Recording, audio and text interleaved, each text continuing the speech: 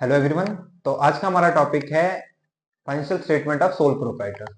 तो आज हम करेंगे क्लास 11th की बात कर लेते हैं। क्लास 11th में आपको देखने को मिल जाएगा अकाउंटेंसी के अंदर फाइनेंशियल स्टेटमेंट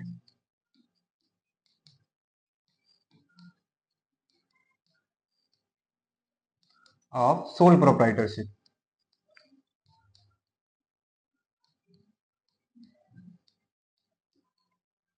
इससे पहले आप लोगों ने पढ़ रखा होगा सोल प्रोप्राइटर के बारे में, बीएससी के अंदर भी पढ़ा है, अकाउंट्स के अंदर भी पढ़ा है।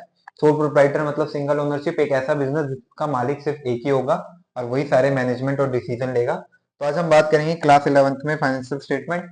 फाइनेंशियल स्टेटमेंट में हम सबसे पहले बात करते हैं कि यहाँ पर हमारे फाइनेंशियल स्टेटमेंट होता क्या है और हम ये क्यों प्रिपेयर करते हैं। ये फाइनेंशियल स्टेटमेंट क्या होता है? It is a statement, it is a statement, it is a statement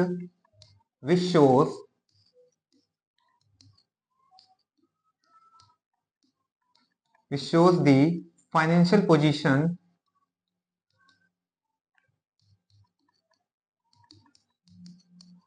and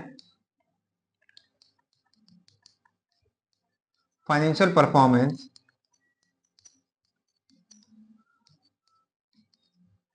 of a business। तो यहां पर हम बात करेंगे फाइनेंशियल स्टेटमेंट की। फाइनेंशियल स्टेटमेंट होती क्या है? इट इज अ स्टेटमेंट, ये एक स्टेटमेंट होता है विच शोज, जो कि दर्शाता है financial positions and financial performance of a business. अब यहाँ पर दो टर्म्स यूज हुई है, फाइनेंशियल पोजीशन और सेकंड हुई है आपका फाइनेंशियल परफॉर्मेंस। तो ये होता क्या है, इसके बारे में बात करेंगे। फाइनेंशियल पोजीशन की अगर बात की जाएगी किसी भी बिजनेस के अंदर, फाइनेंशियल पोजीशन, फाइनेंशियल पोजीशन का मतलब है कि आप बिजनेस के अंदर किसकी बात कर रहे हैं? बिजनेस के एसेट्स एंड लायबिलिटी की बात कर रहे हैं। The value of assets and liability,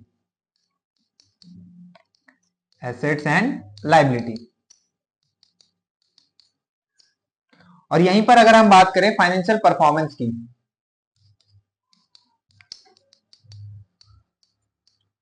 financial performance की, तो फाइनेंशियल परफॉर्मेंस में हम बात करेंगे बिजनेस के अंदर होने वाले प्रॉफिट एंड लॉस की, the value of profit and loss.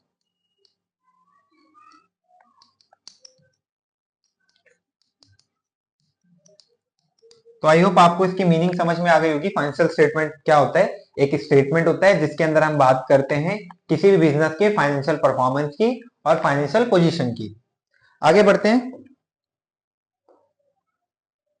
अब हम बात करेंगे फाइनेंस अकाउंट के अंदर, इसी का हमारा सेकंड नाम भी होता है फाइनल अकाउंट, इसी को हम फाइनल अकाउंट भी कहते हैं।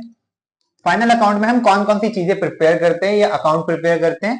फर्स्ट चीज आती है हमारी ट्रेडिंग अकाउंट। फर्स्ट होता है हमारा ट्रेडिंग अकाउंट। सेकंड होता है हमारा प्रॉफिट एंड लॉस अकाउंट,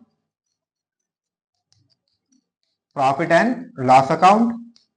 और थर्ड होता है हमारा बैलेंस शीट, थर्ड होता है हमारा बैलेंस शीट। तो एक छोटा सा इंट्रोडक्शन दे देता हूं मैं आप लोगों को, ये सब क्या होते हैं। ये तीनों चीजें हम प्रिपेयर करेंगे फाइनल अकाउंट के अंदर। पहला trading account, second profit and loss account, third balance sheet. Trading account क्या होता है? ट्रेडिंग अकाउंट हम क्यों प्रिपेयर करते हैं? To find out gross profit and loss, to find out gross profit and loss.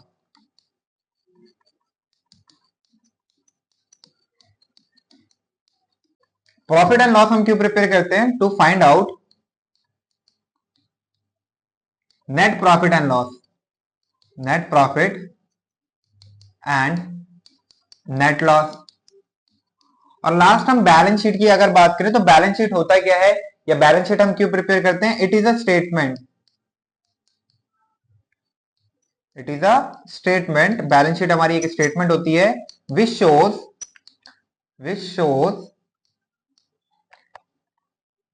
The value of assets and liability. अगर हमें अपने बिजनेस के एसेट्स एंड लायबिलिटी की वैल्यूज पता करनी है कि हमारे बिजनेस में कितने एसेट्स हैं और कितनी लायबिलिटीज हैं, उसके लिए हम प्रिपेयर करते हैं बैलेंस शीट। आई होप आपको क्लियर हो गया होगा। Trading account, profit and loss account और बैलेंस शीट। तो आज हम बात करेंगे ट्रेडिंग अकाउंट के बारे में, उसका फॉर्मेट देख लेते हैं।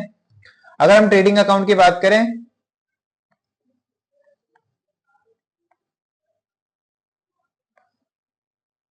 ट्रेडिंग अकाउंट हमारा टी शेप का ही अकाउंट होता है। जितने भी अकाउंट हम प्रिपेयर करते हैं सारे टी ही शेप के होते हैं।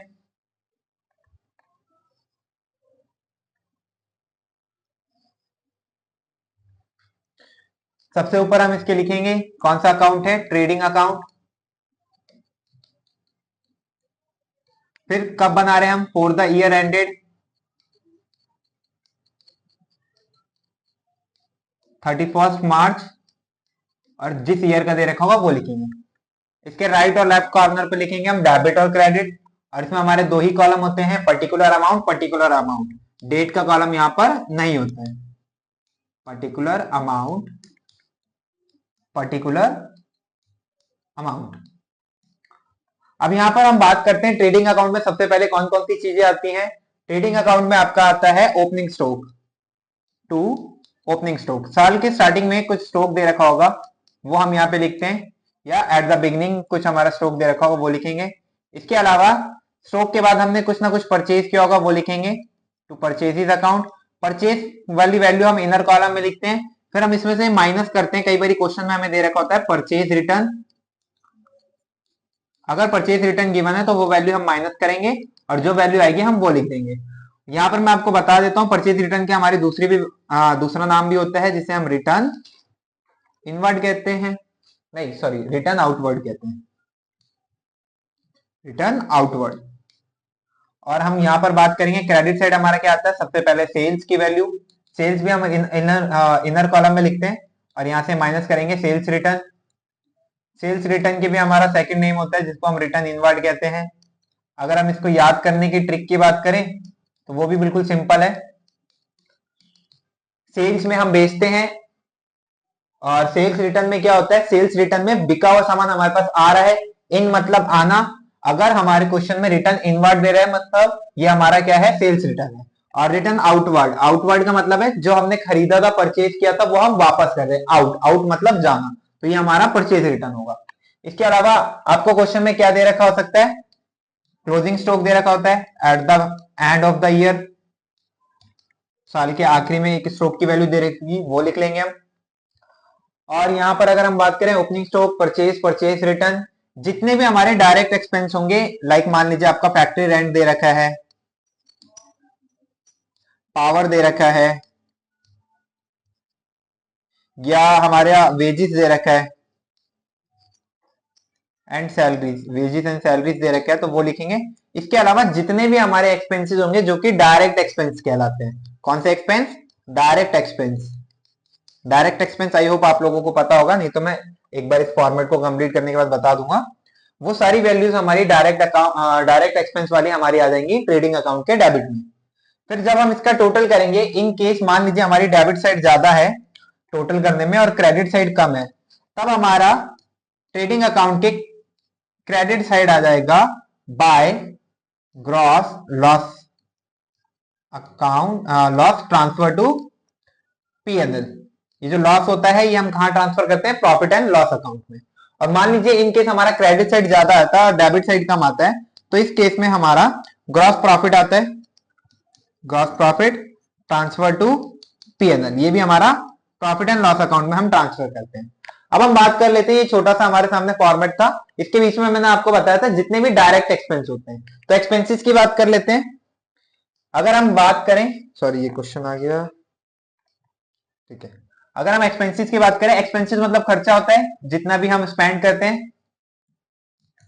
तो ये जो खर्चा होता है ये दो तरह के होते हैं, एक होता है हमारा डायरेक्ट एक्सपेंस और एक होता है आपका इनडायरेक्ट एक्सपेंस। अब बिजनेस के अंदर हम डायरेक्ट एक्सपेंस और इनडायरेक्ट एक्सपेंस किसे कहते हैं वो भी समझेंगे। डायरेक्ट एक्सपेंस का मतलब होता है ऐसे सारे खर्चे जो कि मैं eight the time of purchase या मैन्युफैक्चरिंग कर रहा हूं। लाइक मैं एक पेन कंपनी का ओनर हूं और मैंने एक पेन की फैक्ट्री डाल रखी है और वहां पर मैं एक पेन को बना रहा हूं, तो उस पेन को बनाने के लिए जितना भी रॉ मटेरियल मैंने खरीदा है वो, या उसको बनाने में जितना भी खर्चा आ रहा है eight the time of manufacturing and purchase, manufacturing and purchase, manufacturing से रिलेटेड या परचेज से रिलेटेड जितने भी एक्सपेंसेस होंगे वो सारे आपके कहलाएंगे डायरेक्ट एक्सपेंसेस। एग्जांपल्स में आ जाता है आपका वेजिस आ गया, कैरेज इनवर्ड हो गया, फ्रेट इनवर्ड हो गया, पावर हो गया, फैक्ट्री रेंट हो गया, ठीक है। ये सारी चीजें जितनी भी हैं ये हमारा डायरेक्ट एक्सपेंस कहलाता है।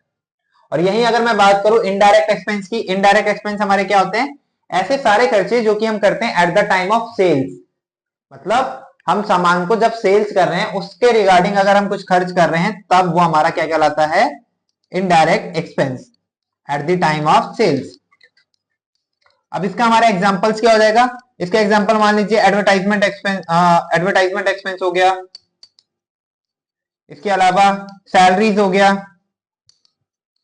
और क्या हो सकता है, मान लीजिए हमारा पोस्टेज हो गया, एक्सेट्रा, ऐसे और भी होंगे, मैं आपको लिस्ट दे दूंगा इसकी।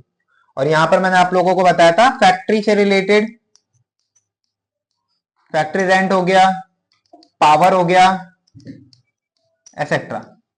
अब यहां पर मैंने आप लोगों को डायरेक्ट और इनडायरेक्ट एक्सपेंस दोनों एक्सप्लेन कर दिया है। अब हम आ जाते हैं अपने फॉर्मेट पे फिर से। फॉर्मेट में मैंने आप लोगों को यहाँ पर वेजेस एंड सैलरीज लिखवाया है। वेजेस एंड सैलरीज का भी एक केस होता है, कई बारी क्वेश्चन में आपको सिर्फ वेजेस एंड सैलरी दे रखा होता है और कई बारी सिर्फ वेजेस दे रखा होता है। वेजेस अगर क्वेश्चन में दे रखा है तो ये आपका ट्रेडिंग में जाएगा। हम ऐसा अज्यूम करते हैं या मानते हैं ट्रेडिंग के अंदर हमारे सारे फैक्ट्री से रिलेटेड खर्चे आते हैं, तो फैक्ट्री में जो हमारे लेबर काम कर रहे हैं हम उनको वेजेस प्रोवाइड करते हैं। लेकिन यहीं पर अब हम मान लीजिए वेजेस एंड सैलरी दे रखा है, तो ये भी हमारा ट्रेडिंग में ही जाएगा, जिसमें हम मजदूरी भत्ता भी दे रहे हैं और कुछ एम्प्लॉइज को हम सैलरी दे रहे हैं एज अ, मान लीजिए सुपरवाइजर या एडिशनल हमने किसी मैनेजर को रखा है उसको। लेकिन अगर क्वेश्चन में आपको सैलरीज दे रखा है और सैलरीज एंड वेजेस दे रखा है, तो इस केस में क्या होगा, सैलरीज जो होगा वो आपके कहा जाता है बच्चे, पीएनएल में। पीएनएल में इसलिए जाता है क्योंकि पीएनएल के अंदर हम सारे अपने इनडायरेक्ट खर्चे लिखते हैं। जितने भी डायरेक्ट खर्चे होते हैं वो आपका ट्रेडिंग में जाते हैं और इनडायरेक्ट आपके प्रॉफिट एंड लॉस अकाउंट में जाते हैं, जिसको हम पीएनएल भी कहते हैं। अब सैलरीज जो होती है, सैलरीज जो होती है बच्चे वो ऑफिस यानी कि at the time of sales, sales के लिए हमने एक ऑफिस खोल रखा है अपना, वहां पर हम एडवर्टाइजमेंट कर रहे हैं या जितनी भी चीजें कर रहे हैं ऑफिस में बैठ के कर रहे हैं सेल्स के रिगार्डिंग, तो ये हमारा एक इनडायरेक्ट खर्चा होता है, इसलिए ये हमारा पीएनएल में जाता है। और सैलरीज एंड वेजेस दे रखा है तो ये भी हमारा पीएनएल में ही जाएगा।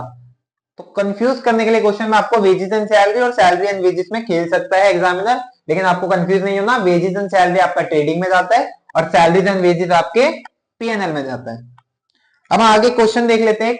आपके सामने प्रिपेयर ट्रेडिंग अकाउंट, बिल्कुल बेसिक क्वेश्चन है आपके टेक्स्ट बुक का, टीएस अग्रवाल, देख लेते हैं। ओपनिंग स्टॉक दे रखा है आपको 50,000, सेल्स की वैल्यू दे रखी है 3,80,000, परचेज दे रखा है 2,80,000, क्लोजिंग स्टॉक 60,000। एक मिनट, क्लोजिंग स्टॉक दो वैल्यू है, यहां पर हम ले लेते हैं वेजेस, ये हमारा वेजेस है, wages 60,000। Calculate the value of gross profit and gross loss, ये हमारा बिल्कुल बेसिक क्वेश्चन है। तो सबसे पहले हम फॉर्मेट बनाएंगे और पोस्टिंग को देख लेते हैं। छोटा सा फॉर्मेट हमने बना लिया।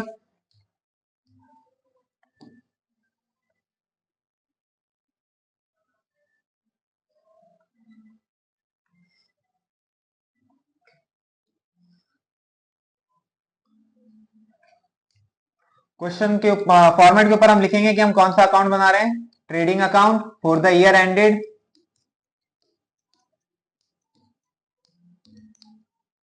31st मार्च, debit credit amount, amount particular, तो मैंने आप लोगों को बताया था कि अगर क्वेश्चन में हमें ओपनिंग स्टॉक दे रखा होगा या स्टॉक ऑन 1 अप्रैल दे रखा होगा यानी कि साल की शुरुआती में, तो वो आपका कहां आता है, ट्रेडिंग अकाउंट के डेबिट साइड। तो यहाँ क्वेश्चन में हमें ओपनिंग स्टॉक भी दे रखा है और क्लोजिंग भी दे रखा है। ओपनिंग स्टॉक हमारा एट द बिगनिंग वाला होगा, क्लोजिंग हमारा एट द एंड वाला, तो वो लिख लेंगे हम। यहाँ पर हम लिख देंगे टू ओपनिंग स्टॉक, साल की शुरुआत वाला हमें दे रखी है वैल्यू, हमारे पास कितना स्टॉक है, और क्लोजिंग हमारा कहां आ जाएगा, credit side by closing stock. Opening stock की वैल्यू कितनी दे रखी है क्वेश्चन में आपको, ओपनिंग स्टॉक है हमारा 50,000, क्लोजिंग है 60,000, तो ये लिख लेते हैं हम। ओपनिंग स्टॉक हमारा है 50,000 और क्लोजिंग स्टॉक है हमारे सामने 60,000।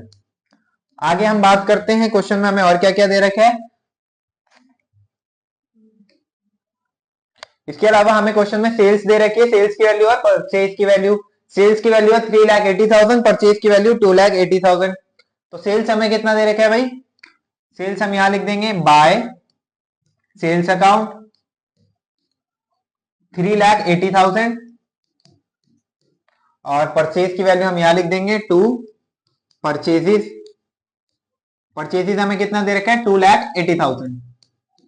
आगे हमें क्वेश्चन में और क्या दे रखा है यहाँ पर, वेजेस, वेजेस की वैल्यू 60,000, वो भी हमारे कहा आ जाएगा debit side to wages account और यहां हम लिख देंगे 60,000।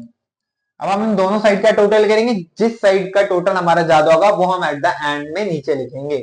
तो 50 और 60 1,10,000, 1,10,000 तो अगर हम 2,80,000 में ऐड करते हो तो 3,90,000 और यहां पर हमारा आ जाएगा 3,80,000 और 60,000, ये आ जाएगा हमारा 4,40,000। तो हमें पता है क्रेडिट साइड वाला टोटल ज्यादा है, तो ये हम नीचे लिखेंगे 4,40,000, दोनों साइड यही लिखेंगे 4,40,000। 4,40,000 में से हमें क्या करना है, इस वैल्यू को अब माइनस करना होगा। तो इसका टोटल हमारा कितना आ रहा था 3,90,000। 3,90,000 को अगर हम 4,40,000 से माइनस करेंगे तो हमारी वैल्यू क्या आ जाएगी 50,000। तो 50,000 जो होगा वो हमारा क्या कहलाएगा यहाँ पर, to gross profit transfer to PNL. ये हमारा कहां जाएगा, ट्रांसफर हम कहां करेंगे, पीएनएल। तो बिल्कुल बेसिक क्वेश्चन था, आई होप आपको ये क्वेश्चन समझ में आ गया होगा। बाकी इस फॉर्मेट के साथ जो हमने ट्रेडिंग अकाउंट का सीखा है, आप बाकी क्वेश्चनों की प्रैक्टिस कर सकते हैं। आई होप ये आपको बिल्कुल बेसिक क्वेश्चन समझ में आ गया होगा और ये फॉर्मेट भी क्लियर होगा। आगे हम करते हैं, इसके बाद आ जाता है एक और क्वेश्चन आपका, जिसमें हमने जिसके ब्याह पे 1 मार्क्स का क्वेश्चन आपको देखने को मिल जाता है, adjusted purchase. Adjusted purchase, adjusted purchase क्या होता है इसको समझेंगे। एडजस्टेड परचेज का हमारा एक फॉर्मूला होता है, जब क्वेश्चन में आपको ओपनिंग स्टॉक दे रखा हो, ओपनिंग स्टॉक या एडजस्टेड परचेज में ओपनिंग स्टॉक प्लस में नेट परचेज माइनस में क्लोजिंग स्टॉक, इन तीनों की वैल्यू जब आपस में प्लस माइनस हो जाती है तो जो वैल्यू आएगी उसे हम कहते हैं एडजस्टेड परचेज। अब यहाँ पर नेट परचेज बोला गया है, नेट परचेज का मतलब सिर्फ परचेज नहीं होता, इसका मतलब होता है परचेज माइनस में परचेज रिटर्न, परचेज माइनस में परचेज रिटर्न। तो ये बिल्कुल आपका एक फॉर्मूला दे रखा है। अब यहाँ पर समझने वाली क्या चीज है, क्वेश्चन या एग्जामिनर क्या खेलता है, वो आपको क्वेश्चन में एडजस्टेड परचेज दे देता है। बच्चों को ये तो याद रहता है कि ओपनिंग स्टॉक नहीं आएगा, अगर क्वेश्चन में आपको एडजस्टेड परचेज दे रखा है, नेट परचेज भी नहीं आएगा, लेकिन वो कई बार क्वेश्चनों में क्लोजिंग स्टॉक दे देता है और बच्चे गलती क्या करते हैं, क्लोजिंग स्टॉक की भी एंट्री कर देते हैं। तो यहाँ पर आप एक नोट डाल के लिख लीजिए, अगर क्वेश्चन में आपको दे रखा है adjusted purchase, if question given the value of adjusted purchase,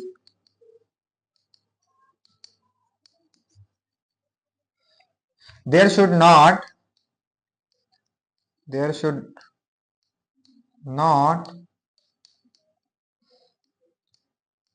posting of opening stock, closing stock and purchase, opening stock,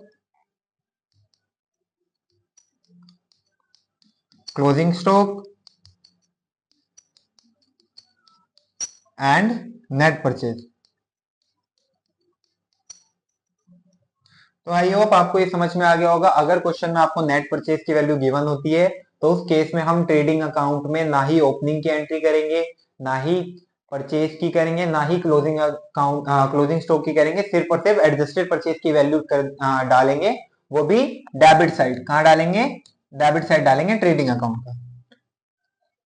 तो आई होप आपको आज का टॉपिक समझ में आ गया होगा, ट्रेडिंग अकाउंट फाइनेंशियल स्टेटमेंट का।